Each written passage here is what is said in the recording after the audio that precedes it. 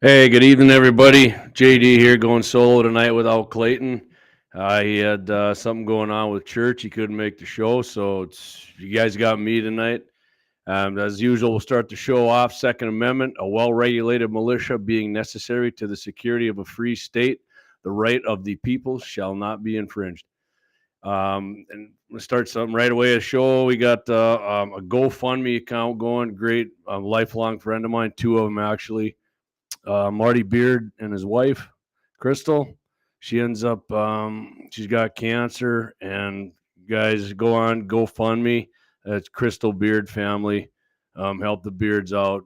Chris, I mean, couldn't find a nicer person in the world. I've known Chris and Marty since the mid 80s.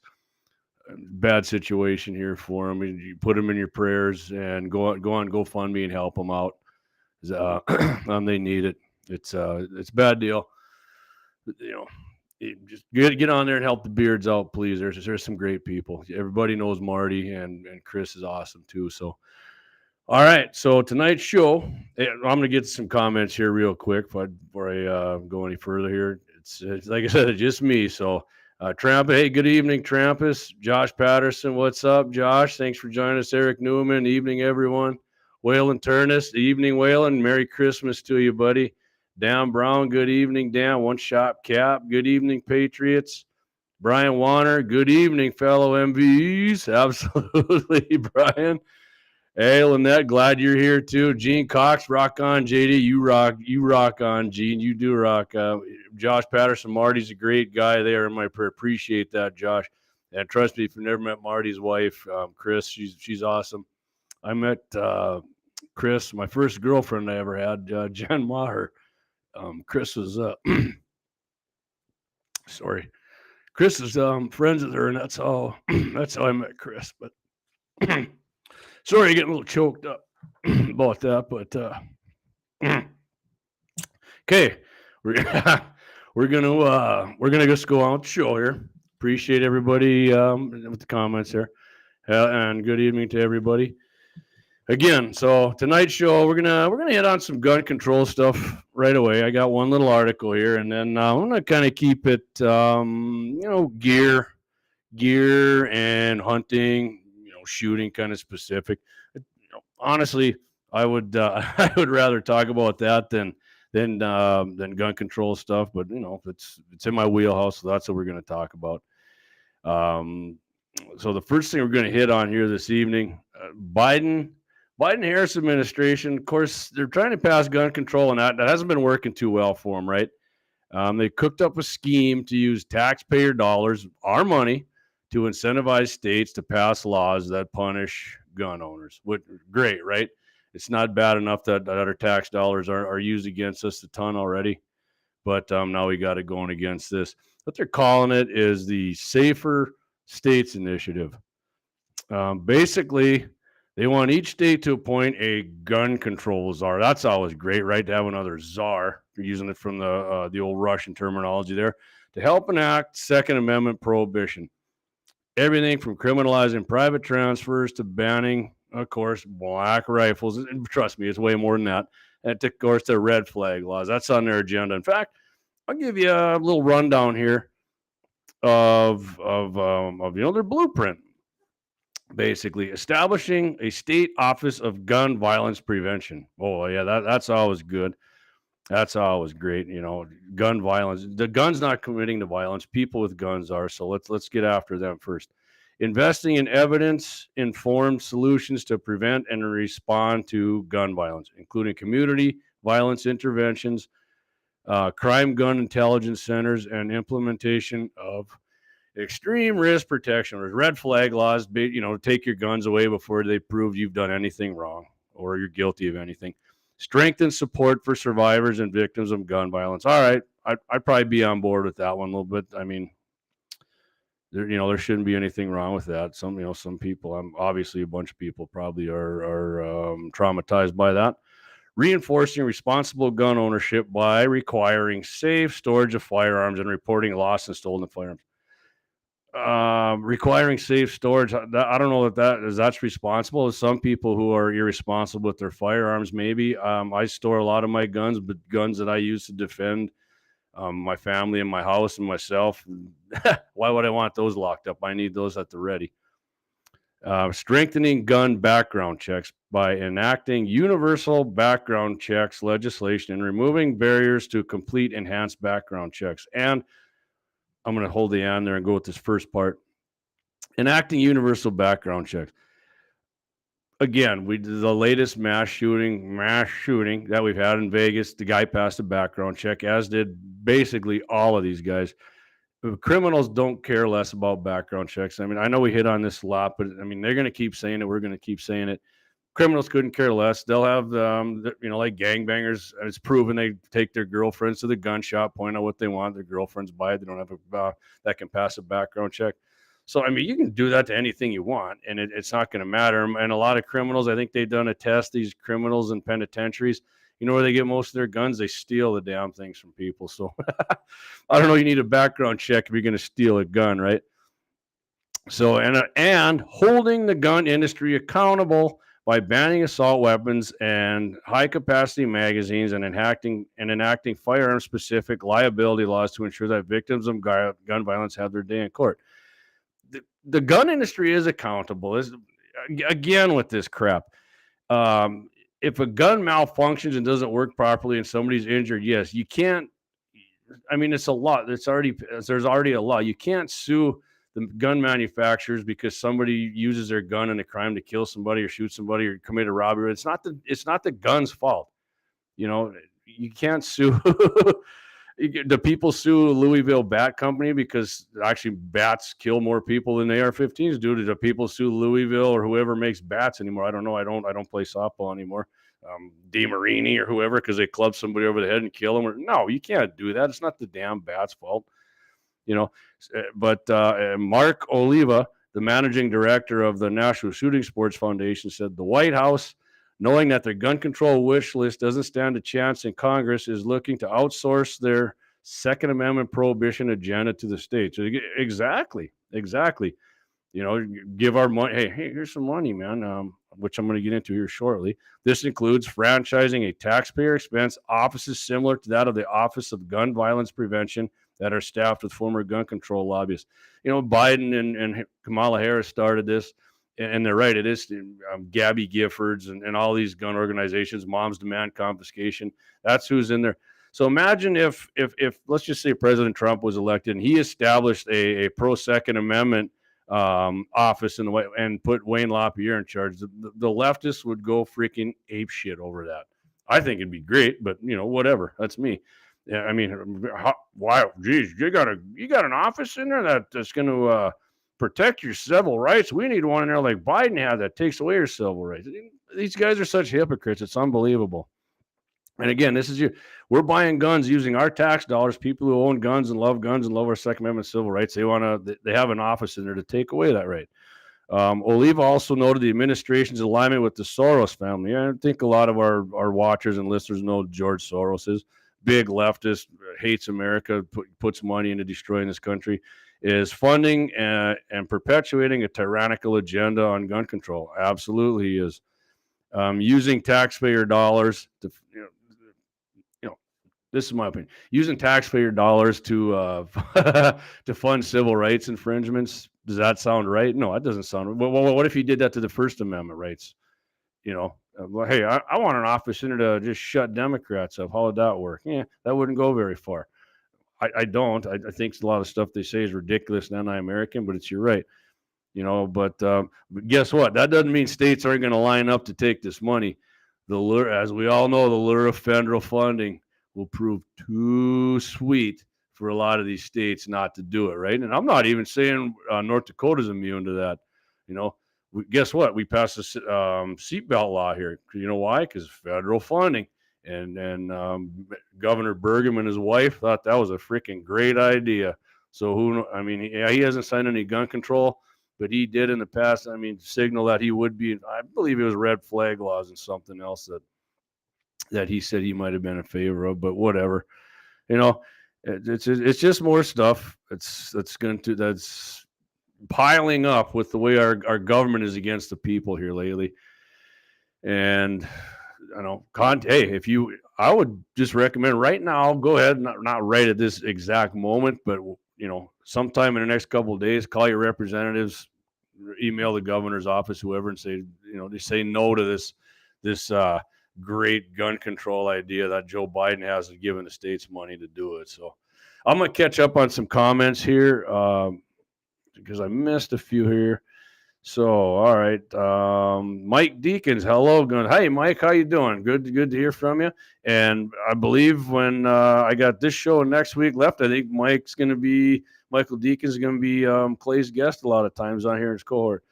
My mom, Paul Odegaard, praying for. Whoops, sorry, I missed that. Praying for Chris and family every day. Appreciate that, Mom. Eric Newman, hold the government accountable for all the crime that happens from the border jumpers that they refuse to try and keep out. We can do that if they want to hold gunmen. Exactly, Eric. And guess what? The governor of Texas wants to arrest them, and the Biden administration and the DOJ are all up in arms about him, trying to shut him down now. I got a message here from Marty. He says, thanks, brother. Marty, you're welcome. The love of my life is battling the worst of the worst brain cancers, but she believes in our Savior, Jesus Christ, and we are fighting this with both gloves off. I have no doubt about that, Marty. Man, you're welcome. Again, you're my prayers, and you're my mom's, and everybody listening to the show. You're top-notch people. It just blows my mind when something like this has to happen to great people. Dave Fettig says, howdy, Jamie. Howdy, Dave. Howdy, Dave. I tell you what, and so like I said, we're going to stick with, I'm going to stick with, we got one more comment here. Doug Wolf, they will threaten to take federal money if it's not. Yeah, exactly. That's exactly what they'll do. Hey, you guys want some money? Which always baffles me, because if I was a governor, I would be like, you're going to keep federal money? Well, then we're not going to pay you guys any federal taxes from the state. We're going to keep all the oil revenue without paying you taxes. And if you don't like it, send your boys in, and we'll just get the militia riled up here and see what happens. Because I bet you any money, Uncle Joe, the meat puppet, would not challenge that. Just like when the boys, the Bundy boys, did that down in Vegas to Obama. Anyway, before we go to our first, we got a break coming up here in about 5 minutes. But like I said, we're gonna be gear heavy, kind of like a two-way bullet points thing. But I'm gonna kind of do the whole show with that. And I wish I was Clay, because some people are asking me to send this link for Chris and Marty. I'll tell you what it is. It is, just go to GoFundMe.com. And I'm not familiar with how GoFundMe works, but look, I guess if you can search in the search bar, Crystal with a C, Crystal Beard, Beard family, and I think it'll come up. And Chris and Marty's sister-in-law, Treva, is the organizer of this fundraiser. So she started it 9 hours ago, and I'll tell you what, people are coming out in droves here to donate. They already passed their first goal, so let's keep this rocking. I'm quite certain Clayton and I are going to donate to this, and I hope everybody listening does too. So go to that GoFundMe, Crystal Beard family, and do the right thing there. So anyway, again, I'm going to start this off. Everybody knows who's listened to the show, I'm a big Ruger American fan, right? And all right, Scott Odegaard, thank you, Scotty. My prayers are with your family, Marty. Appreciate that, Scott. I'm a big fan of the Ruger American, which has been around for, I think, over a decade now. I mean, for the price you pay for this rifle, it shoots freaking awesome. I do have a few issues with it, which I'll get into when I'm going through this. Now, there's the Ruger American Gen 2 has came out, which looks, it is a big leap from the first one. This thing doesn't look anything. It almost, to me, looks like a custom rifle. And the old Ruger Americans, the standards came with 22-inch barrels, as did the Predators, and the Predators had a threaded muzzle. And they had the Ranch rifle with the 16-inch, which I have that too.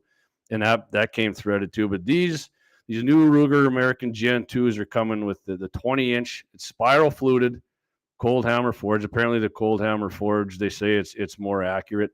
Our buddy Dave Fettig on here would probably know about that a lot more than me. I've had barrels that weren't cold hammer forged that shot half-inch groups too.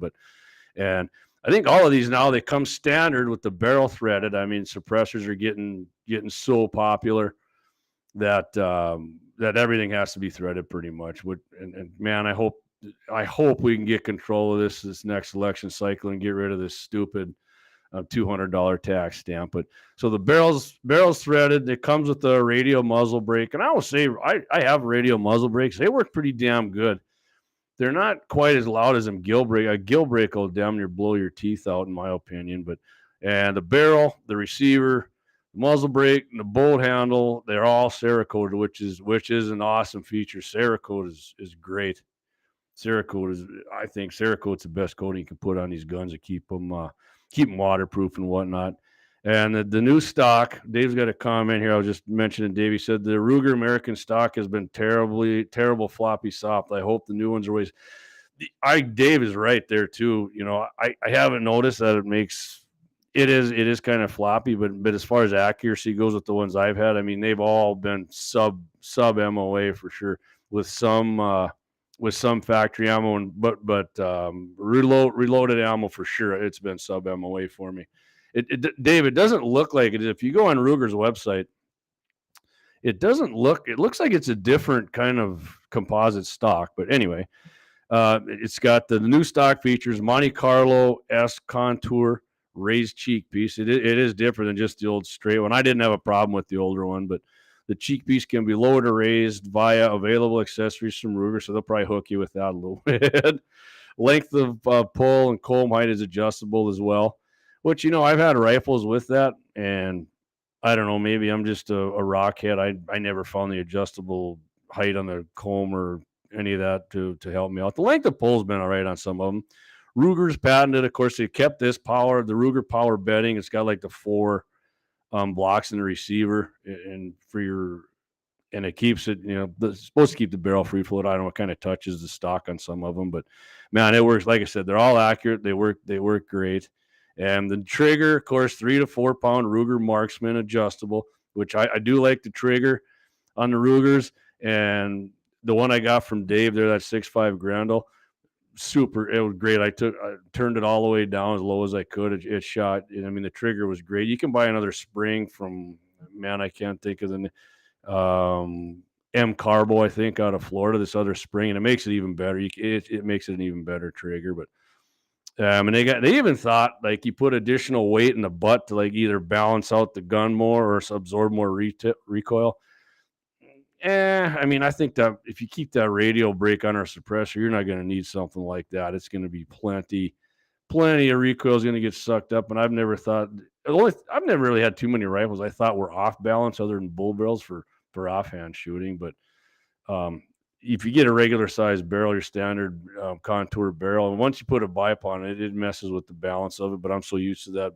I'm going to get into some bipods later here, but if I get a chance, and I'm getting pretty windy on you guys, but so it comes, of course, the Gen 2 steel receiver comes with, it's got the rail on it, which all the other Rugers, I mean, I guess I don't know if the standard American did, but for sure the Predator and the Ranch did.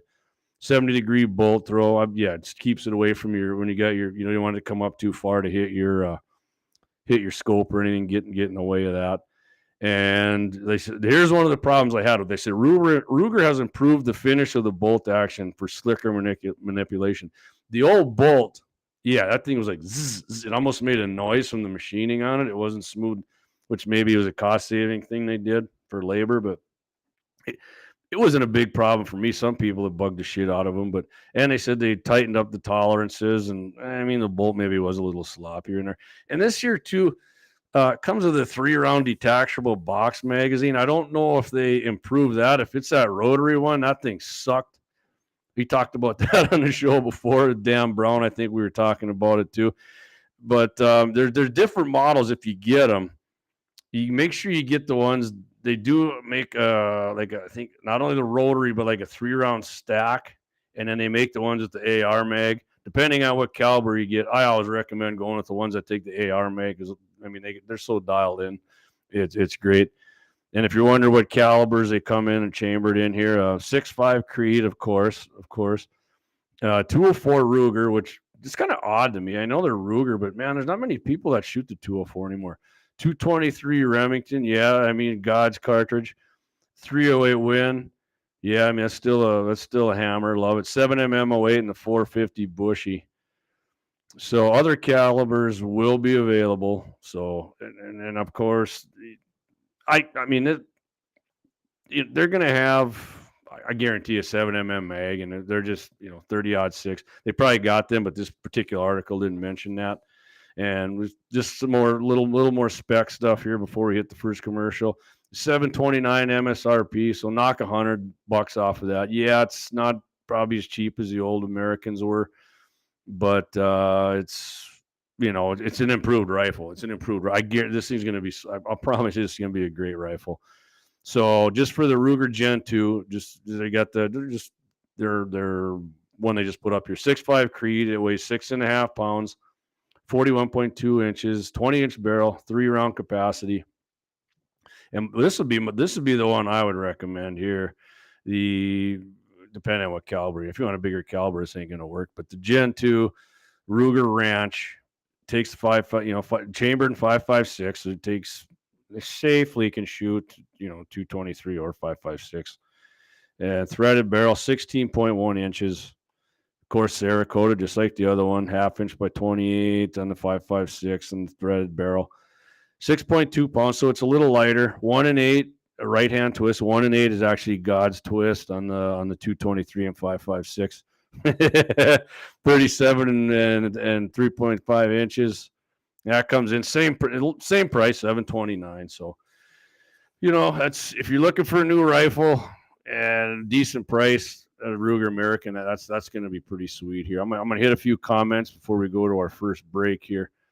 Let's see here, going back up here, Josh. I'm gonna have a story about Josh here a little later in the show too. His son got his first archery buck. He said, my daughter has a Ruger American compact. It flat shoots.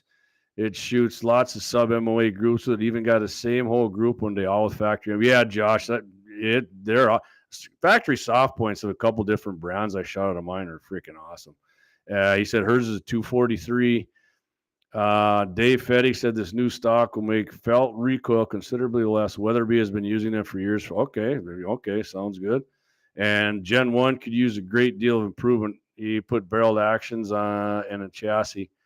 Polished the bolt, cleaned up the bolt raceways, touched up the firing pin, and got them. Oh man, he's going 0.125 inch to him. Man, that's awesome, man. Leon likes that God's twist. Absolutely, Leon 1 and 8.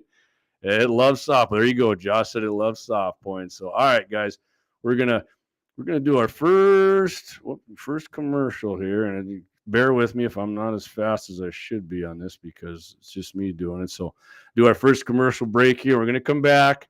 And we're going to stick with rifles here for a little bit. So here we go. Lauer Auto Repair. They're located at 309 South Washington Street in Bismarck, North Dakota, or give them a call at 701-258-6308.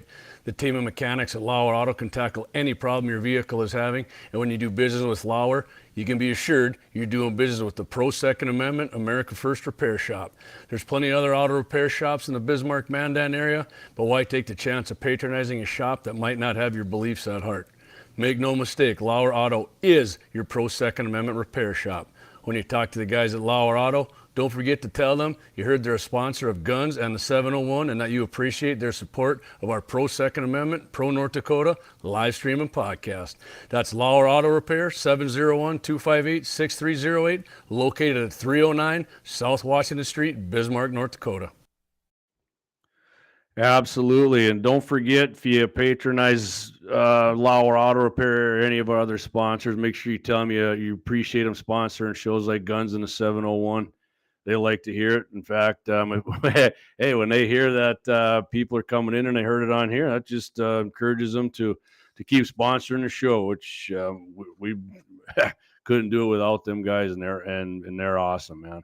In fact, Dougie, I got a little Christmas present I'm gonna bring down for you and the boys probably tomorrow. I've been there a couple of times this week, but all right. So like I said, we're gonna stick. Like I said, I got a bunch of shorter stuff here. We're gonna stick with rifles right now.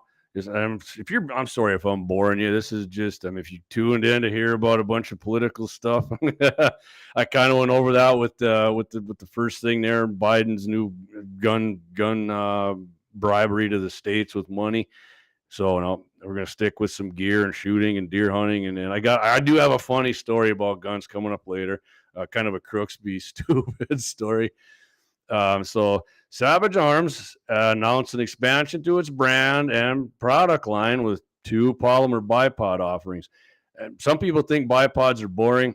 I love bipods. I have bipods on pretty much all my rifles except my 22s and one shit hit the fan AR I got, which is I like it keeping it light like that. It's kind of a move around offhand, and we're gonna do some videos with it if I want to shoot junk ammo. It is suppressed, but yeah, there's no suppressor on it, or bipod on it.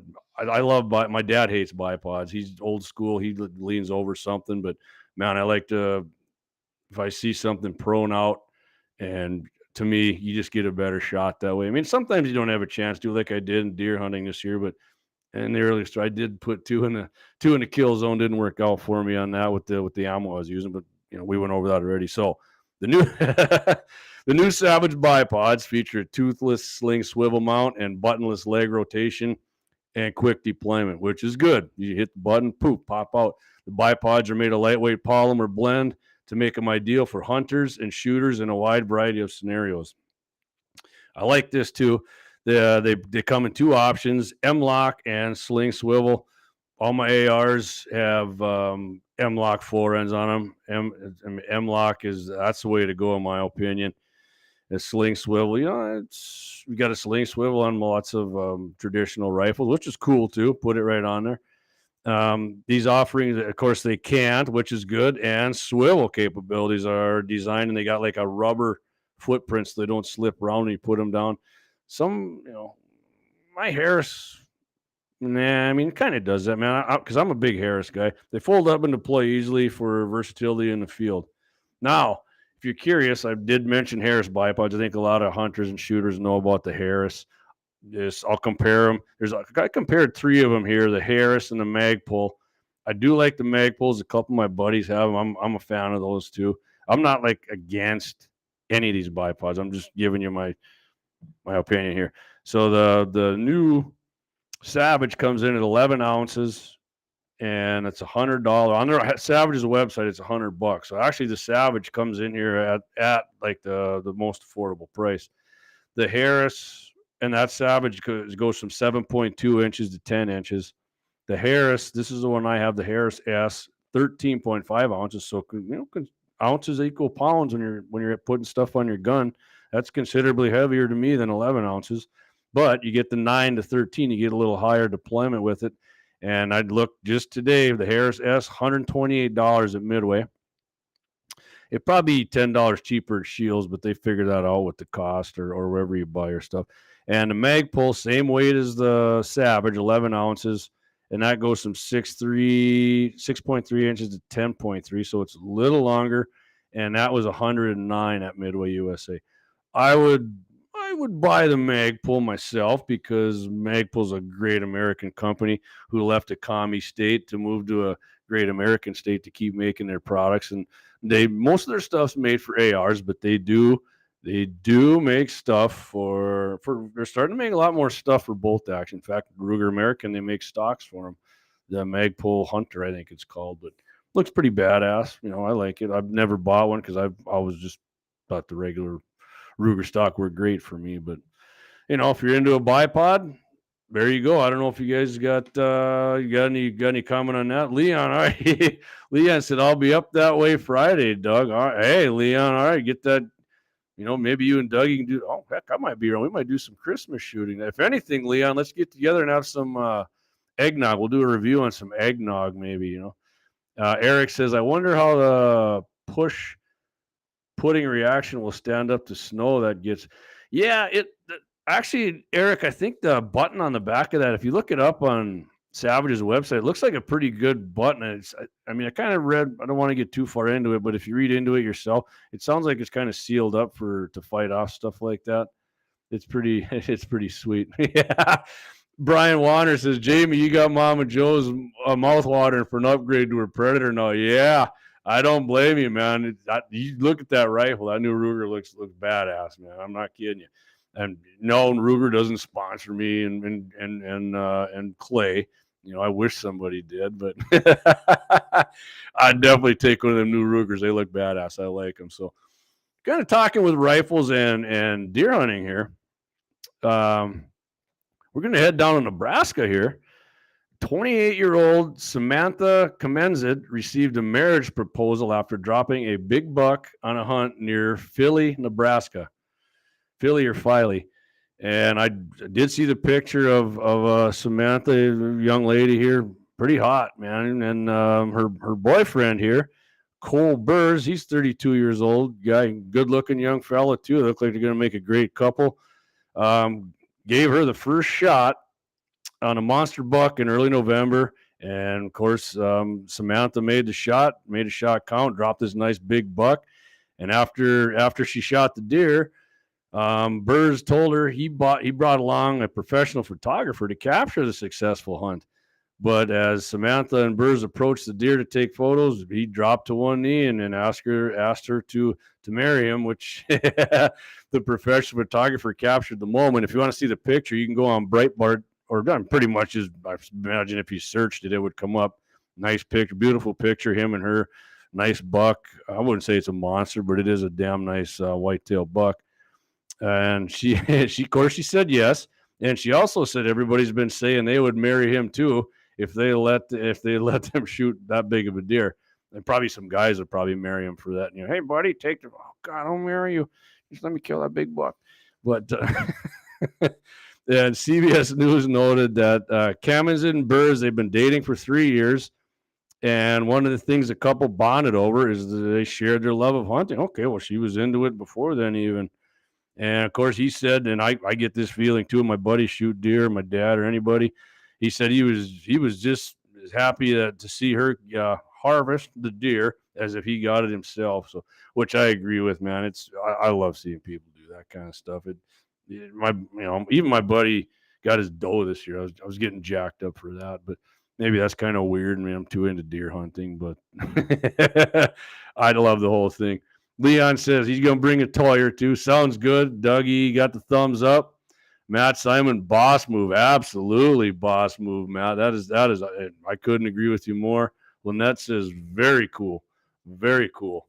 And we're going to stick with, I'm going to go with, well, we got a few more deer topics here. This one, not as happy as the last one. So, I mean, if you think I'm going all over the map here, like I said, we're going to be banging on a lot of different topics here. I may drop something on you guys here just to, get your opinion on some things. I love interacting with the audience here in the chats. But it's one of the best things about doing this kind of thing, actually. So, we're going to go to Pennsylvania here, where a hunter recently lost his life in an accidental fire. Just figuring how the heck did that happen, right? So we got 76-year-old Ray Seville Jr. died while hunting deer in Belfast Township on Saturday, November 25th. That was the opening day of rifle season there, when a fire caught in his tree stand.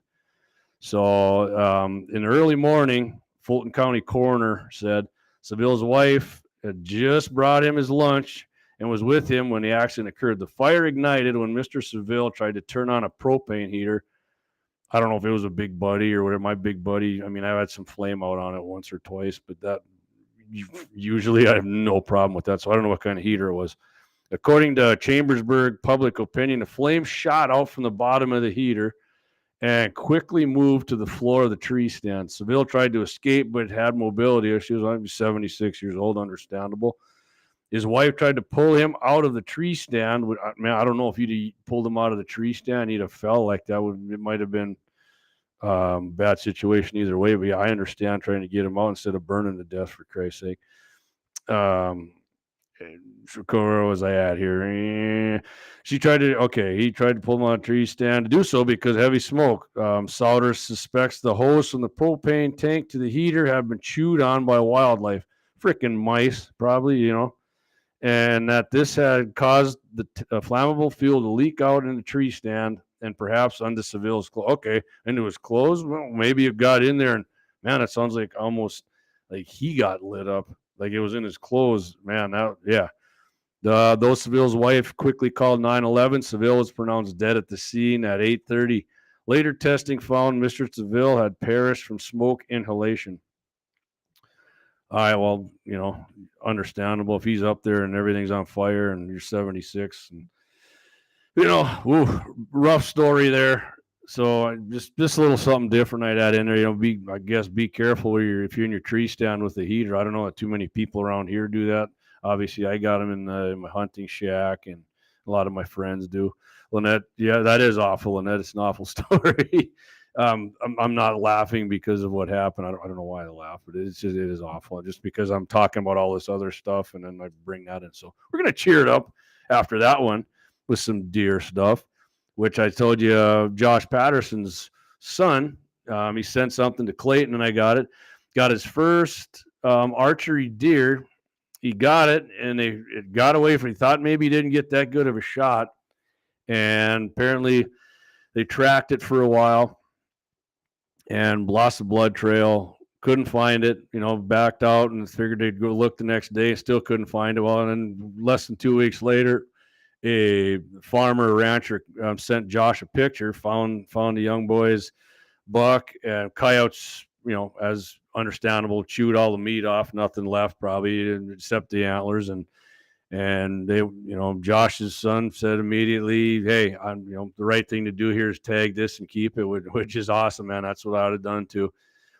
So they got it, and they're going to get a nice Euro mount on it, and hopefully, lesson learned though, right, Josh? Just because you stick one or you shoot one doesn't mean you're going to recover it, which happened to us during opening day of rifle season. A friend of mine with a rifle. But yeah, that's just something that happens. It's part of hunting. I've been fortunate. I've found all mine. I almost lost the one this year, thanks to my buddy Trav for having a good eye and seeing it. But yeah, Josh, congrats to your son. I know he was still jacked up either way, getting them antlers, and you're gonna have a great story to tell. Down the road about that first deer he ever put an arrow in. So. And Josh said right here, yup, it happens. Sucks when it does, but it does happen. All right, one more. I'm gonna get you guys with one more deer story here, and then I think we're gonna go to our double ad. This takes us to Minnesota, which is where I'm going for Christmas. My family and I, to my aunt and uncle's place. Which is funny. Deer Woods, where they live. Talking about deer.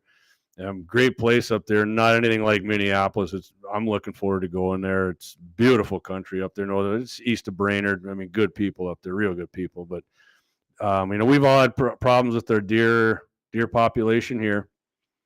Deer harvest. Clay and I talked about that, I think, last week, how it was down. And Minnesota is lagging behind 2022's total after the start of the muzzleloader season. This story was out December 7th.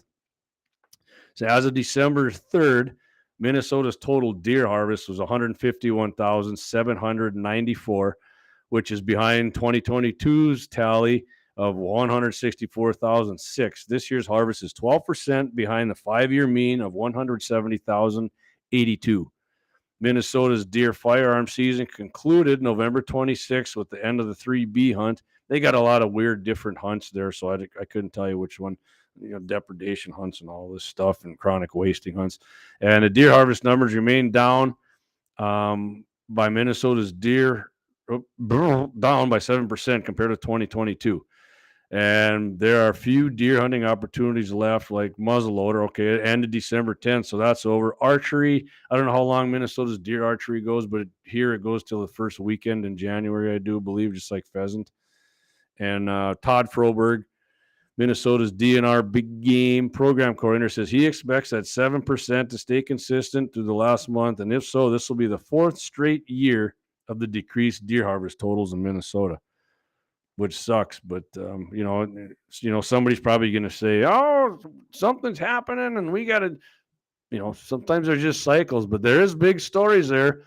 Wolves killing a lot of deer, which I'm not going to go down that trail tonight, but I'm definitely a fan of learning from our ancestors, and what they did was clean all the wolves out because the wolves cleaned out all the wildlife that we eat. So I'm gonna get to a few comments here.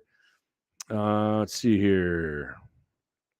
Josh said his boys watching too. Awesome, thank you. That's thanks for watching. Appreciate that. And Lynette says, did you see the story on the news about a guy that got to tag a deer, dragging a dead deer through the? Yeah, I did see that. Yeah, a guy actually with his bow got two whitetails. One was dead, and he come across them locked together, and he arrowed the one, and then called Game and Fish, and he got to keep both of them, which is awesome. Craig Bjornson, good evening. Evening, Craig. I'm going to be going to Idaho on the 29th for some wolf and coyote hunting, and I'm going to be using my Savage 243. Do you think that's a big enough rifle? Some guys say they would be using something bigger. Craig, I know guys who wolf hunt, and the 243 is absolutely big enough. Most guys I know that hunt wolves will tell you that wolves are big, but they're not very tough animals. Like I know a lot of guys who actually shot them with 223s at 200-300 yards and dumped them. They said that is absolutely no problem. And for sure, coyotes, I mean, for sure, obviously a coyote with a 243, but you will have no problem with that 243 killing wolves. And from what I've heard and from what people have told me who are big, way bigger wolf hunters, guys I know that went to Canada and shot huge wolves up there. And I think, in fact, that's what he used was a 243. So Eric Newman says, awesome, Craig. Heck yeah, 243 is plenty good. Good quality bullet in the boiler room, and you're good to go. Couldn't agree more. One shot cap, filled my double doe tags. Haycon County, South Dakota, 2 shots. Woof. Yeah, that's awesome, man. Leon Francis replying to Craig, 243 is heavy enough for sure. I mean, soft point probably, even, 243s I actually seen just like the federal, I think they're hunter grain, just like Power Shock. Power Shock's good, affordable ammo, but man, I've seen that shoot awesome out of 243s, or even the Hornady American Whitetail worked great. Eric Newman, smoke a pack for the wolves. For sure. Or hey, Leon, you bet. Creedmoor is, everybody gets a lot of crap about being a man bun cartridge, but Creedmoor kicks ass. I love the Creedmoor, man. I kind of sad I had to kind of move on from that because of a shoulder injury. I love that thing. It had plenty of power out to 500 yards and was ultra accurate. I'm gonna have a video out about my Grandel. I did some tests on it, did a video out at Axe's place, shot real good and surprised me with the velocity and the bullets I used. But all right, we're gonna do our double ad here. Like I said, just bear with me because it's just me running the show here. And where is that double ad? All right, double ad. We're gonna come back. There's a recall. We got an ammo recall we're going to talk about on some rimfire ammo. And I told you we got a Crooksby stupid story with guns. And then speaking of federal ammo, got a little tidbit here about federal ammo. So hang in there, guys. Appreciate you hanging in with me. You're going to do the double ad here and come back. And, like I said, I'm going to throw a question at you guys here to get a little more input from the audience about some stuff here. So hang on. Here we go. Lauer Auto Repair. They're located at 309 South Washington Street in Bismarck, North Dakota, or give them a call at 701-258-6308. The team of mechanics at Lauer Auto can tackle any problem your vehicle is having, and when you do business with Lauer, you can be assured you're doing business with the Pro Second Amendment America First Repair Shop. There's plenty of other auto repair shops in the Bismarck-Mandan area, but why take the chance of patronizing a shop that might not have your beliefs at heart? Make no mistake, Lauer Auto is your Pro Second Amendment repair shop. When you talk to the guys at Lauer Auto, don't forget to tell them you heard they're a sponsor of Guns and the 701 and that you appreciate their support of our Pro Second Amendment, Pro North Dakota live stream and podcast. That's Lauer Auto Repair, 701-258-6308, located at 309 South Washington Street, Bismarck, North Dakota. Guns and the 701 is sponsored by the Blind Guy of North Dakota. For all your custom window coverings, you can contact them at 701-222-3932. They're freedom-minded, they're patriotic, and they love the Second Amendment. This husband-wife team was born and raised right here in North Dakota and based out of Bismarck. Again, for your Second Amendment company, for all your custom window coverings, the Blind Guy of North Dakota, 222-3932 or visit them on the web at blindguynd.com. Absolutely. Blind Guy's been with us damn near as long as Lauer Auto Repair. And like I said, if you do business with our sponsors, make sure you tell them you appreciate them sponsoring pro Second Amendment shows like this. And, you know, spread the word that they're a great North Dakota company, and they'll support your rights, and they support shows that support your rights. So Eric says Craig may be from Iowa, but he don't have a man bun, so he don't shoot a Creedmoor. Oh man, I've never had a man bun, and I love Creedmoor. Creedmoor is kind of known as a man bun, cartridge. I'm not sure why, but like I said, 223 is definitely God's cartridge, so we have established that on here, and the military's established that as well. But okay, speaking of ammunition, consumer recall, product recall from Remington Rimfire subsonic 22 long rifle. Remington has determined that a certain lot code of Remington subsonic 22 LR 100 pack ammunition may contain rounds with an insufficient crimp and proper powder charge. Use of this product may result in firearm damage and or personal injury, or maybe even your suppressor. Maybe you get a baffle strike. I don't know. This issue is associated with lot number P25HB4. That lot number again, P25HB4.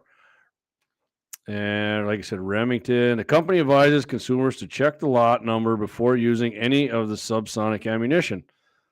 Index number on the box, S22HPA, part number 21137. And like I said, lot code P25HB4. Lot codes are stamped along the exterior of the individual 100 pack plastic tray and along the exterior of the case back. Subsonic ammo is frequently used in conjunction with suppressors, so check specialized stores of ammunition purchased specifically for this purpose. This recall does not affect standard and high velocity ammunition available from Remington. Only the specifically branded subsonic line of ammunition. Hey, that's my Obama. If you have recently purchased any Remington subsonic 22 with lot number P25HB4, Remington will exchange this product at no charge. For questions or to arrange for the exchange or refund of this subsonic 22 ammo, please contact Remington customer service at 1-800-243-9700. Remington customer service, 1-800-243-9700. Hey, we were just talking about the 243. So I don't shoot subsonic. It is pretty awesomely quiet, but to me, the loss in velocity, it annoys me. I mean, it probably doesn't really make that big a difference, but it does annoy me. So I just shoot standard, even not a suppressed one. To me, standard velocity is quiet, but yeah, the subsonic, that's like movie quiet. That's just, you just hear the steel ring and that's about it. So, Craig here, we've been talking with Craig about wolf hunting calibers and ammo. He says, perfect. Yeah, I should be going to Minnesota to shoot some wolves. The DNR probably wouldn't like that, but there are way too many wolves in Minnesota. Absolutely there are, Craig. I mean, I've been reading a lot about that, and it's always funny when you see that on social media, and then, the I don't know what you want to call them. I don't like that animal rights people. I think they're more like crazy people who don't have common sense. Just go ape shit over people who want to shoot wolves and get rid of them. And we're in there. Now the world's everybody's. I mean, humans are the apex predator, and wolves are predators of deer. And guess what? We like deer, and wolves kill deer, and we can kill wolves. That's the way it should be. In fact, when there's too many of them, thin them out.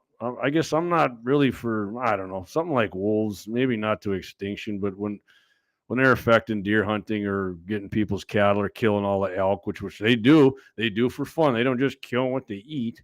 It's documented. They just kill shit for the hell of it. Guess what? Then it's time for us to take care of business on them too. So, all right, I got a crooks be stupid story kind of thing here. Definitely pertains to guns. So this is out of, I think, Indiana. Christopher Boyd, apparently not familiar with the phrase "nothing good happens after 2 a.m." was a passenger in a vehicle that was pulled over, right here in Evansville, Indiana, early Monday morning. The vehicle was reportedly stopped due to an obstructed license plate. Man, keep that license plate clear and make sure they can see the tabs on your license plate lights are always working. Apparently, he's not up to speed on that either. The driver and another passenger in the vehicle were released after searches by officers. Boyd was not as lucky, on the other hand. He had goodies hidden all over his body. Oh boy, I think some of us know where this story is going, right? Officers initially found a small bag with multiple pills stuffed in a 32-year-old's sock.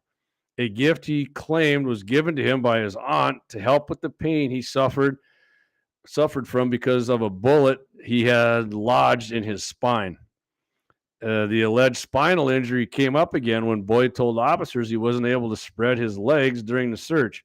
When asked if he had anything in his groin or his ass, he told officers no. Well, that wasn't exactly a truthful statement from Mr. Boyd. In fact, he was hiding items in both areas. After arriving at the county jail, officers noted that Boyd was walking with a limp and appeared to be clenching his ass cheeks when he walked.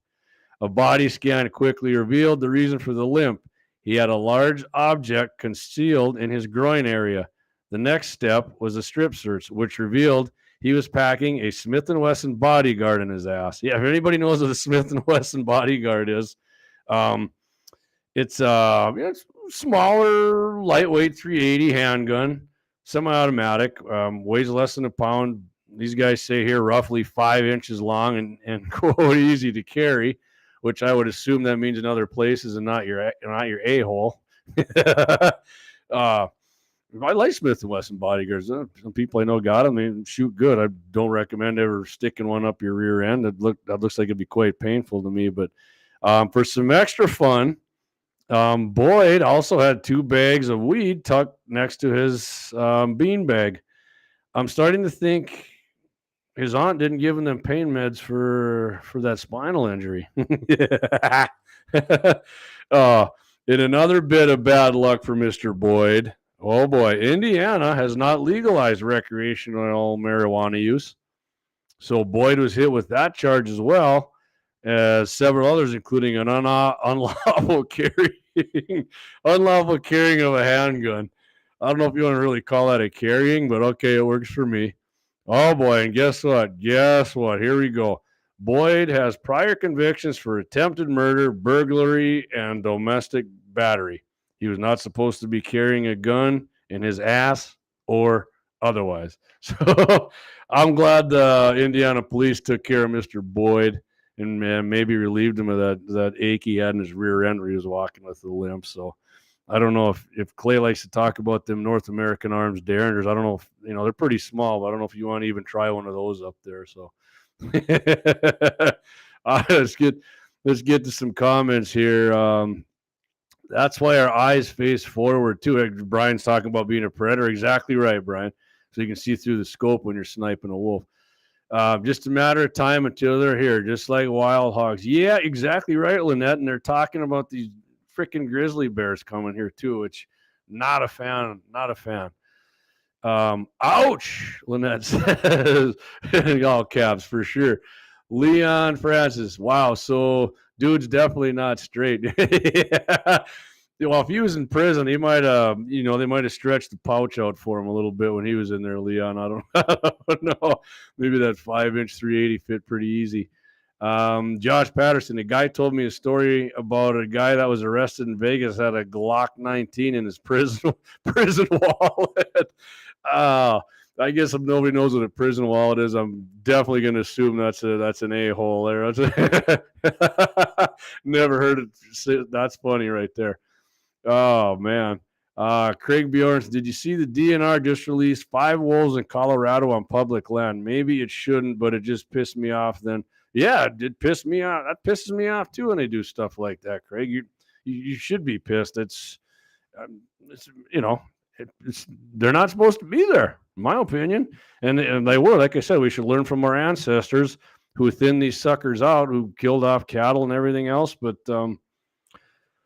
I guess a lot of liberals in charge of government agencies believe they know a hell of a lot better than people who built this country. But, that's another story for another show, I guess.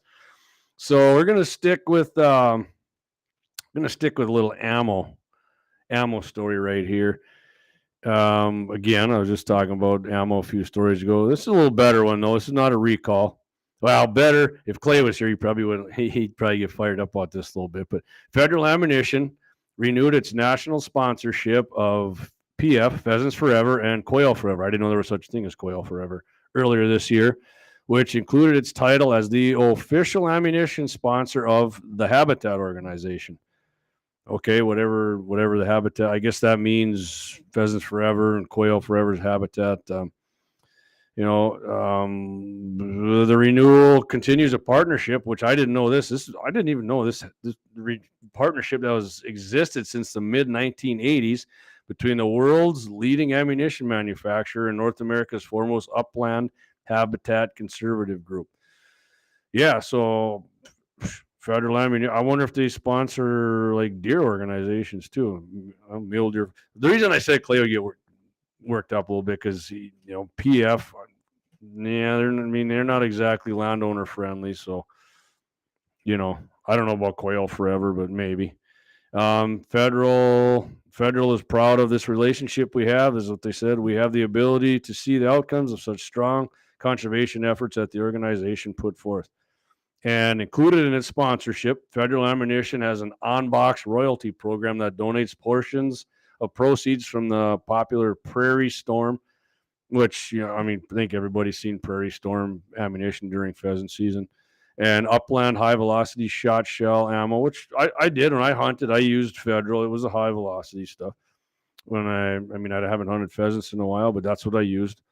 The high-velocity, like I said, high-velocity shot shell ammo lines to habitat conservation projects nationwide. Okay, so it's kind of a double-edged sword. I do like when they help out these organizations for habitat, but some of the things they do, I don't know. Do you got to take good with the bad, or should you just tell them to beat it and GFY? I don't know. Federal will also be presenting sponsor at the upcoming National Pheasant Fest and Quail Classic, March 1st through the 3rd, 2024. At the Denny Sanford Premier Center in Sioux Falls, South Dakota. I'm Denny Sanford. I guess I don't know anything about the guy, but I've heard something on KFYR 550. I think, what's his name on Tuesdays? Dr. Ted Tuesdays. Yeah, he's not a big fan of Denny Sanford, but I guess Federal Ammunition, big sponsor of, Pheasants Forever and Quail Forever and Habitat. And so maybe good for them. Maybe depending on what you think of either of them organizations, bad. So, I guess it seems to me it's all right. I like it when ammunition companies get involved. I wish they'd get involved with Guns in the 701, but they have not. So, all right, here's what we're going to hit on next. I think everybody's familiar who's watched a show a time or two with this bumper music means here.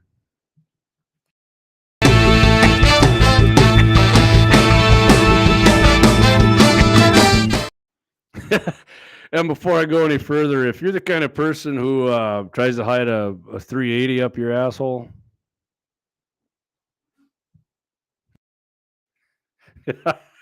nasty person. There we go. I kind of blew that one, but sorry about that. Anyway, happy ending of the week.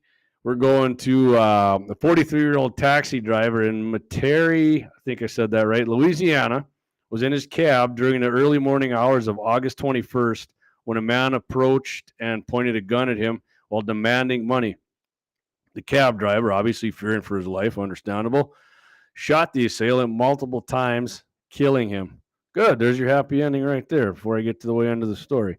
Sheriff's Office investigator said the suspect was likely the same person who had held up two other taxis in the week preceding this incident. No charges were expected to be filed against the armed citizen. That was coming to you. NOLA.com, New Orleans, Louisiana, August 24th, 2023. Yeah, and yes, that's why is that happy, JD? In case like I said, happy ending is a scumbag's dead. He's not going to interfere with good law-abiding people like the taxi guy just out there trying to make a living. This jerk tries to come and rob him and possibly kill him or injure him for the rest of his life. Not so. The scumbag goes down, and another happy ending story for everybody here. There you go. All right, Leon corrected me. Leon Brand. Metairie. I grew up around. All right, Leon. Yeah, Leon's from Louisiana. He's a raging Cajun for sure. Like that. I like that. Dave Fetting. Is that the namesake Sanford that got caught with child porn? Like I said, I don't I don't know, Leon. I thought I heard God, I can't think of Ted. Dr. Ted's. Is it Dr. Ted? Yeah, I can't think of his last name right now, but you know that maybe it is. I don't know. I'm just they said it. It sounds like the same thing, but anyway, in case anybody's wondering, yeah, I got this week and next week's gonna be my last show, and I got this Friday and the Friday after Mitchell in the morning. Clay and I do that. Guns in the 701 guys are on there from 8:15 a.m. Central to a little before 9 a.m. Central every Friday. KFYR 5:50 a.m. You can catch that also on 99.7 FM and iHeartRadio, and Clayton multicast that to the Facebook, YouTube, and Rumble channels, just like we're doing now. He doesn't do that one to our website. I'm not leaving on bad terms, so that's so I hope you guys stick around and keep supporting Clayton. I mean, this show is needed. It's a great show. One Shot Cap says yes, it was. I'm assuming he's referring to Dave Fettig there. But yeah, I'm proud to have been a founding father of Guns in the 701 and then doing it. But I got personal reasons for getting out, but that's the way it is. Really appreciate you guys supporting this program. It's awesome.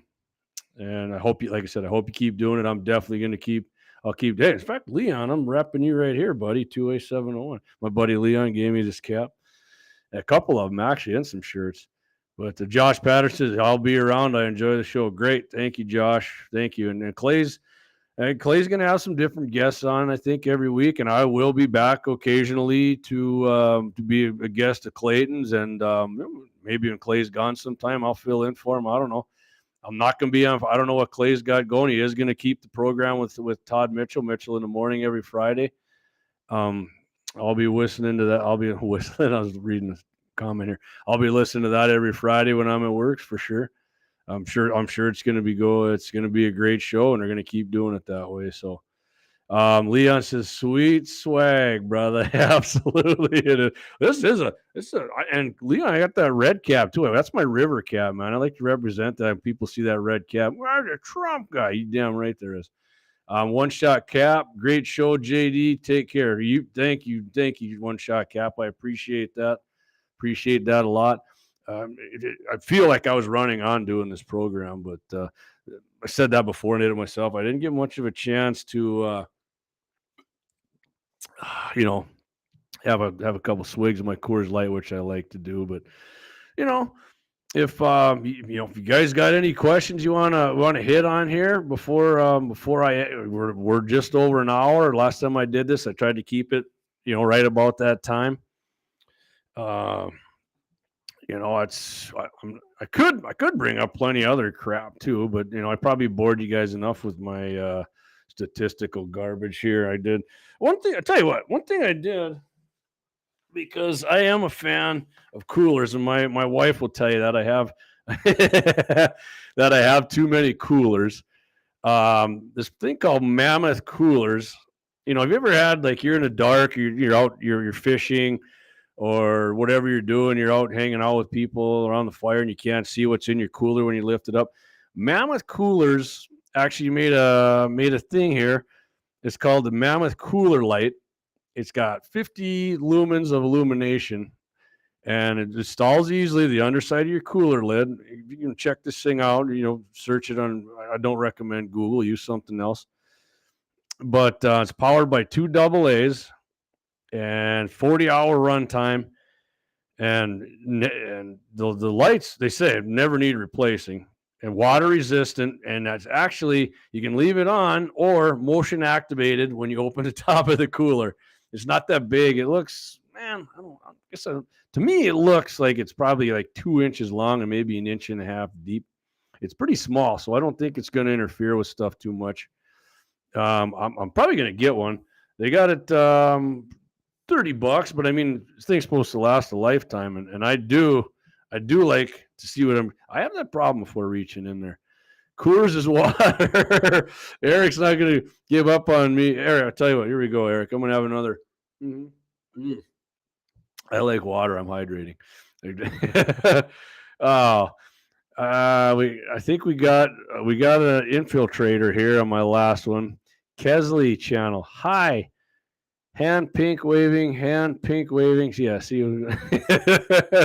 that figures, right? I'm going to do one of my last shows here, and we get somebody like that. Dougie Wolf, you can do whatever you want, Jamie. You're gonna do get fired. You're gonna get fired. Oh, yeah, this gal person. Okay, I'm not gonna read them comments anymore.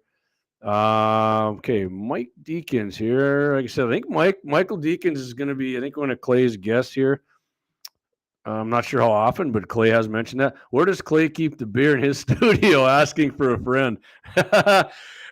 Clay's not a big beer guy. He likes to drink that Alabama moonshine is what he calls it. Clay had a few too many beers that Second Amendment day. He wasn't shooting, but he did kind of overdo it, and it didn't end up good for him later that evening. But he likes Pendleton too. But when he does a show, he does his Alabama moonshine from his buddies.